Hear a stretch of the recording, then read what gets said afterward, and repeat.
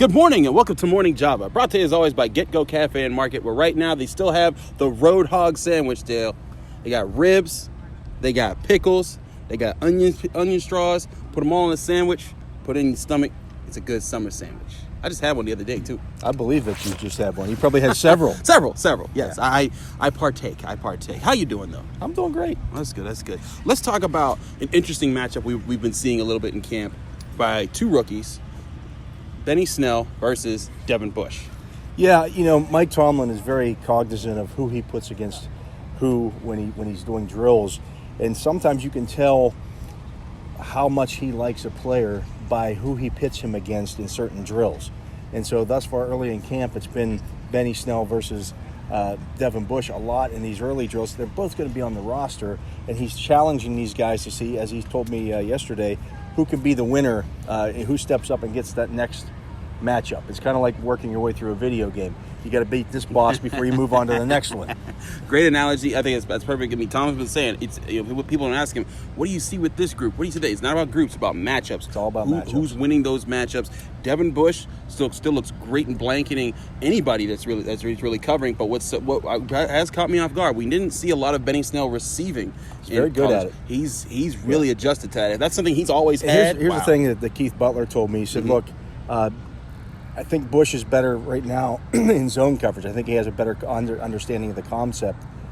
But he didn't get to face a lot of NFL caliber players at the running back and tight end position when he was at Michigan. So that man-to-man is a little bit behind the zone play right now. Right. So, Chris, one of the things we saw happen on Thursday was that Okorafor, who had been working exclusively at right tackle early in camp, got flip-flopped. They moved him over to left tackle and put Gerald Hawkins, who had been working at left tackle, on the right side. And Chooks looked pretty good at the left tackle position. Yeah, he did. I mean, right tackle is where he was in college. That's where he plays. Where he backed up Matt Filer last year. I think Filer's done a good job establishing his position in camp. But Okorafor, what I've always loved about him is footwork, and that's the thing we were talking about when we were watching those drills. Even when someone got beat him on the first step, he kept his feet chopping, and he's so big, and his arms are so long. He's really strong too. He's good. If he gets his hands on you and he keeps moving his feet, you're not going to beat him. Yeah, that was impressive about it.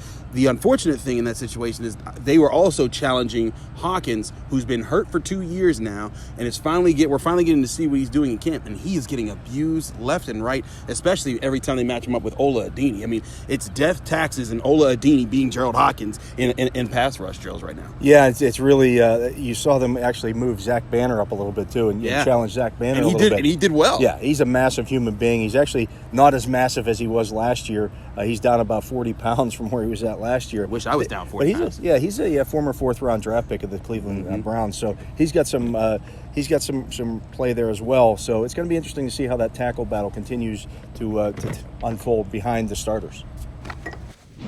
All right, Sunday. I'm not Dale. Hi, Matt Sunday's joining us, guys. This is a great team right here. Matt Sunday, however I call you. We saw some interesting chutzpah from Jordan Dangerfield. Is that what you call it? I'd say, I mean, just in general, he was flying all over the place, making some plays, and then he kind of let off some steam to the sidelines. Yeah, he kind of looked out. He goes, "Oh, no respect, huh?" He looks out at the crowd. He looks out at the media, and he calls them by name. He's talking to the guys who do a lot of yelling up in the stands. He's talking to the media by name, saying, Are you guys gonna are you gonna wake up? Are you gonna wake up? I ain't been sleeping. He's like, I'm awake. He is just straight up. He had a really good series, and he wants everybody to know about it.